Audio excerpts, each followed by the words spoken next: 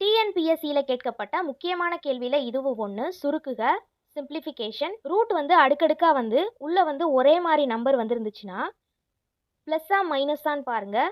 இது மைனஸில் இருக்குது. இதுக்கு ஷார்ட்கட் என்னென்னா, ப்ளஸ்ஸாக இருந்துச்சுன்னா ஆப்ஷன் பெருக்கல் முன்னி, மைனஸாக இருந்துச்சுன்னா ஆப்ஷன் பெருக்கல் தொடரி. இப்போ கேள்வியில் என்ன கொடுத்துருக்காங்க? மைனஸ் தான் கொடுத்துருக்காங்க. அப்போது ரெண்டாவது உள்ள ஷார்ட்கட் பயன்படுத்துகிறோம். ஆப்ஷன் பெருக்கல் தொடரி.